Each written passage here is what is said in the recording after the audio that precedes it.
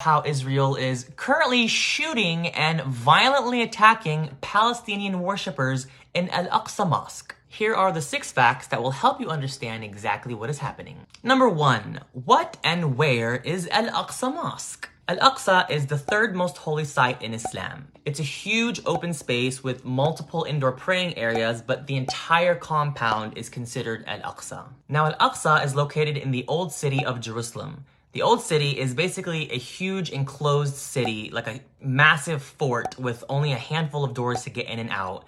It has housing, marketplaces, alleyways, and religious spaces. The old city is made up of 4 quarters: the Christian quarter, the Jewish quarter, the Armenian quarter, and the Muslim quarter. Al-Aqsa is located in the Muslim quarter. Number 2, who has control of Al-Aqsa Mosque? Under international law, this is supposed to be the map of the region.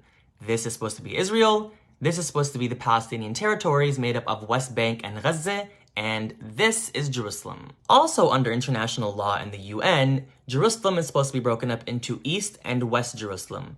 West Jerusalem belonging to Israel and East Jerusalem belonging to the Palestinian territories. Al-Aqsa and the Muslim quarter are in East Jerusalem, so legally Palestine has ownership of Al-Aqsa. That's how it's supposed to be. But in 1967, Israel took control over East Jerusalem and the Palestinian territories, which includes Al-Aqsa, the Muslim quarter, and all the neighborhoods outside the old city, like Sheikh Jarrah. So because Israel has control over East Jerusalem, Palestinians in the Palestinian territories don't have access to Al-Aqsa. They have to apply for a special permit from Israel to visit, and most of the time, Israel rejects the requests. I have relatives who were born and raised 30 minutes from Al-Aqsa, and they've literally never been. And this isn't just for Muslim Palestinians. Even Christian Palestinians in the West Bank don't have open access to their holy sites in the Christian quarters of Jerusalem. Israel illegally has full control over the old city and all the religious sites that are in it. Number 3, what's happening at Al-Aqsa right now? It is the holy month of Ramadan for Muslims everywhere right now, and these last 10 days are extremely important, so Al-Aqsa is jam-packed with Palestinian Muslims praying together. 2 nights ago, while Palestinians were praying at Al-Aqsa, Israeli police barged their way into the Al-Aqsa compound with guns and full protective gear and started shooting rubberized steel bullets and throwing stun grenades at the Palestinians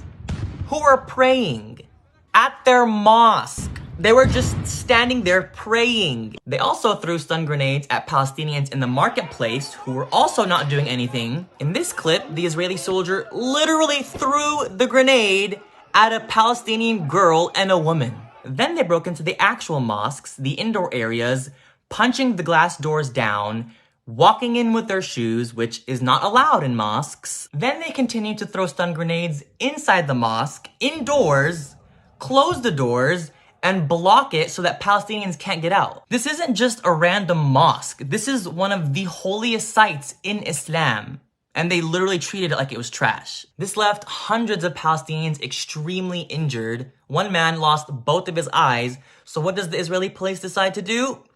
Attack the medical tents. They threw stun grenades at Palestinian medics. So now the medics can barely take care of the injured people. So now there's just hundreds of injured people just sitting there. The Palestinians are recording and posting all of this, and they literally don't even care. So we're all seeing this, and now Palestinians all over are furious. Number 4, what's the connection between the Al-Aqsa attacks and Sheikh Jarrah? Now this is very important. As I said, Israel has illegal control over Al-Aqsa and East Jerusalem. So what Israel does is use the Al-Aqsa Mosque as a way to control the Palestinian people.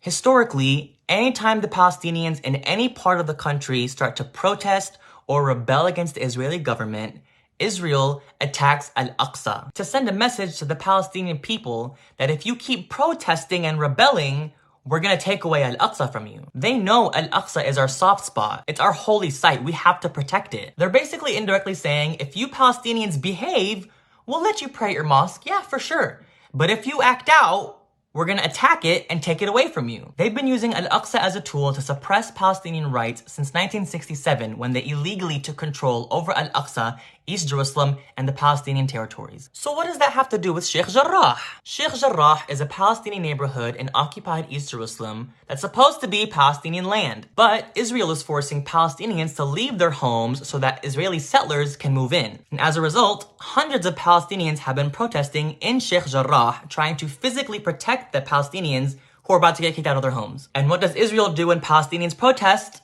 They attack Al-Aqsa.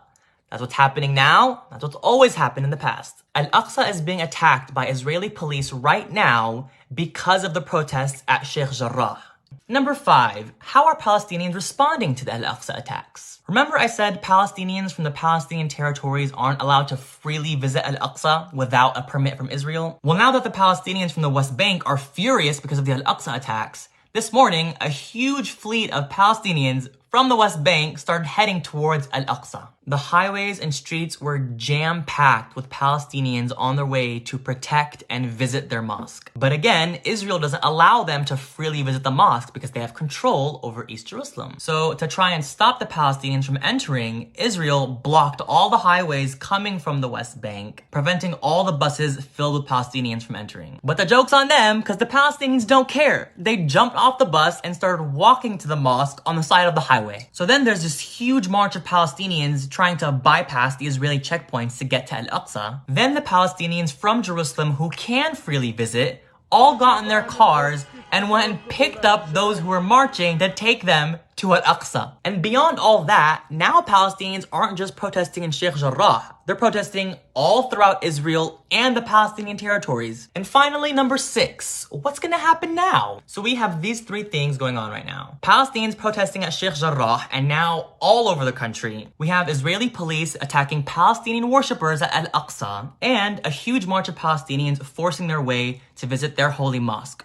Rightfully so. All we know is that Israel is not happy that Palestinians are rebelling. So I think a lot of Palestinians right now are mentally preparing for a very complex next few days. So now that you're pretty well versed in the illegal occupation of Palestine and what's happening right now, we can officially stop calling it a conflict or clash. Conflict connotes a sort of symmetry of power, which there is not. It is Israel's illegal occupation. It is the oppression of Palestinians. It is apartheid. It is stripping Palestinians of their human rights. It is ethnic cleansing. It is shooting innocent Palestinians while they're praying in their holy mosque. All of the above, yes.